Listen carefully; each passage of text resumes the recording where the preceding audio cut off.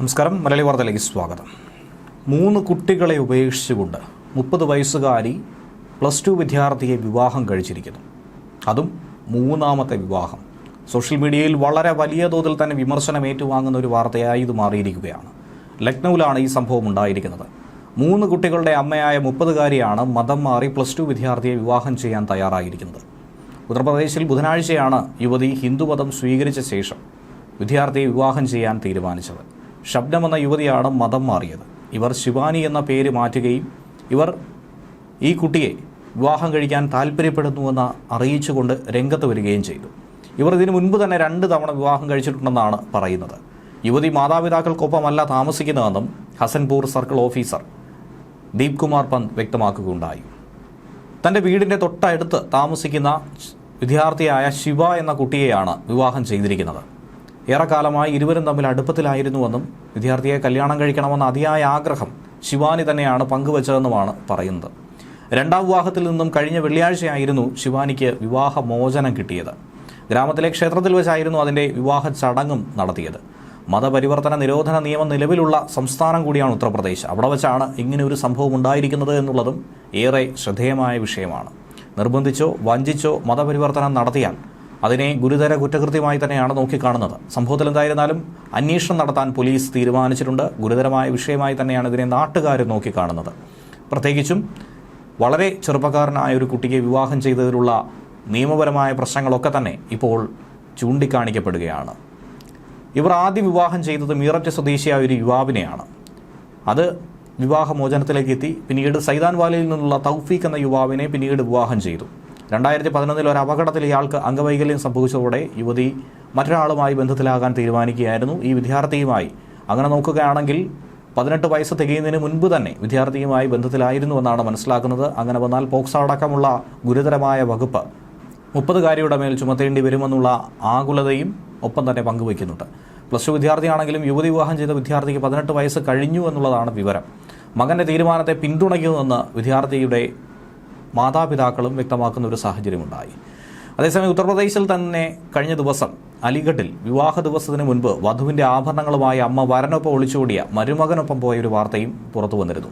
വിവാഹത്തിന് 9 ദിവസം മുൻപാണ് മകളുടെ പ്രതിശ്രുത വരനൊപ്പം യുവതി ഒളിച്ചോടിയത്.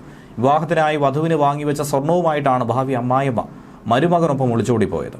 ഇരുവരും തമ്മിൽ പ്രണയത്തിലായിരുന്നുവെന്നാണ് ലഭിക്കുന്ന വിവരം. എന്നാൽ മകളുമായി യുവാവിൻ്റെ വിവാഹം നിശ്ചയിച്ചതും അമ്മ തന്നെയായിരുന്നു. മകളുടെ വിവാഹത്തിന് വേണ്ടി കരുതി വെച്ച സകലമാന ആഭരണങ്ങളും പണവും യുവതി കൈക്കലാക്കി നാട് വിടുകയായിരുന്നു. സംഭവത്തിന് പിന്നാലെ കുടുംബം മദ്രക് പോലീസിൽ പരാതിയും കൊടുത്തിട്ടുണ്ട്. വിവാഹ ഒരുക്കങ്ങൾ നടത്താനെന്ന വ്യാജേനയായിരുന്നു വരൻ ഇടയ്ക്കിടയ്ക്ക് വീട്ടിൽ സന്ദർശനം നടത്തിയത്. എന്നാൽ ഈ സന്ദർശനം പിന്നീട് പ്രണയത്തിൽ കലാശിക്കുകയായിരുന്നു. അമ്മായിയമ്മയുമായി ഒരു ബന്ധം സ്ഥാപിച്ച് പിന്നീട് ഇരുവരും നാട് വിടാനുള്ള തീരുമാനവും കൈക്കൊണ്ടു. ഇതിനിടയിൽ വരൻ തൻ്റെ ഭാവി അമ്മായിയമ്മയ്ക്ക് ഒരു മൊബൈൽ ഫോൺ അടക്കം സമ്മാനമായി കൊടുത്തിരുന്നു. വീട്ടുകാർ അറിയാതെ ഇരുവരും തമ്മിലുള്ള അടുപ്പം അങ്ങനെ മുന്നോട്ട് പോയി. ഇതിനിടയിലാണ് വിവാഹത്തിന് ദിവസങ്ങൾ മാത്രം ശേഷിക്കെ യുവതി സ്വർണവും പണവും കൈക്കലാക്കി മരുമകനൊപ്പം നാട് വിട്ടത്. ഇവർക്കായി പോലീസ് അന്വേഷണം ആരംഭിച്ചിട്ടുണ്ട്. ഏപ്രിൽ 16 വിവാഹം നിശ്ചയിച്ചിരുന്നത്. ക്ഷണക്കത്തുകൾ അടക്കം വിതരണം ചെയ്തിരുന്നു. എന്നാൽ ഇതിനിടയിൽ ഷോപ്പിംഗ് എന്ന് പറഞ്ഞുകൊണ്ടായിരുന്നു വരനും വധുവിൻ്റെ അമ്മയും പണവും ആഭരണങ്ങളുമായി ഒളിച്ചുകൂടിപ്പോയത്. സംഭവത്തിൽ കേസെടുത്ത മദ്രക് പോലീസ് ഇരുവരുടെയും ഫോൺ ലൊക്കേഷനുകൾ ട്രാക്ക് ചെയ്തുകൊണ്ടുള്ള അന്വേഷണമാണ് നടത്തുന്നത്. അതേസമയം പലതരത്തിലുള്ള വിവാഹങ്ങൾ നമ്മളേവരും കണ്ടിട്ടുണ്ട്. പല രീതിയിൽ നടത്തുന്നത് വളരെ വ്യത്യസ്തമായും ആഡംബരമായും ഒക്കെ തന്നെ നടത്താറുണ്ട്.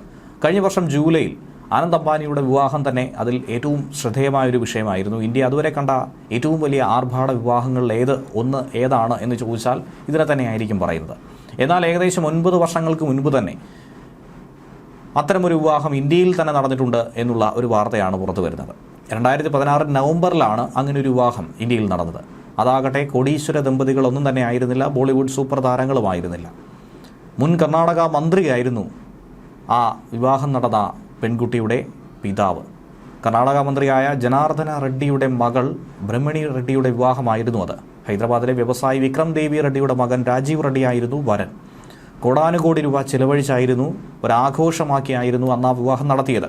2016 നവംബർ 16 നടന്ന വിവാഹം 5 ദിവസത്തോളമാണ് നീണ്ടുനിന്നത്. ഏകദേശം 50,000-ത്തിലധികം അതിഥികൾ ആ വിവാഹത്തിൽ പങ്കെടുത്തുവെന്നാണ് മനസ്സിലാക്കുന്നത്.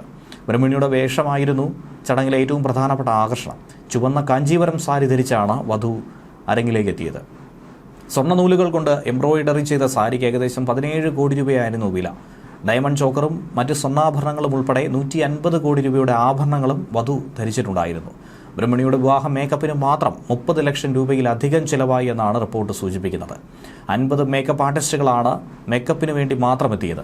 ഈ വിവാഹത്തിന് ഏകദേശം 500 കോടി രൂപയോളം ചിലവഴിച്ചുവെന്നാണ് ലഭിക്കുന്ന വിവരം. ഇന്ത്യയിലെ തന്നെ ഏറ്റവും ചിലവേറിയ വിവാഹമായി ഇതിനെ ഇപ്പോഴും രേഖപ്പെടുത്തുന്നു. വിവാഹത്തിനെത്തുന്ന അതിഥികൾക്ക് താമസിക്കാൻ വേണ്ടി ബംഗളൂരുവിൽ 5 സ്റ്റാർ 3 സ്റ്റാർ നിലവാരത്തിലുള്ള 1500-ലധികം മുറികളായിരുന്നു ജനാർദ്ദന റെഡ്ഡി ബുക്ക് ചെയ്തത്. അതുകൂടാതെ തന്നെ അതിഥികൾക്ക് യാത്ര ചെയ്യാൻ 2000-ലധികം ടാക്സി കാറുകളും 15ഓളം ഹെലികോപ്റ്ററുകളും വാടകയ്ക്കെടുത്തിരുന്നു. LCD സ്ക്രീൻ അടക്കം ഉൾപ്പെടുത്തി വലിയ വിവാഹ ക്ഷണക്കത്തടക്കം നിർമ്മിച്ചാണ് ഇത് മുന്നോട്ട് കൊണ്ടുപോയത്. ന്യൂസ് ഡെസ്ക് മലയാളി വാർത്ത.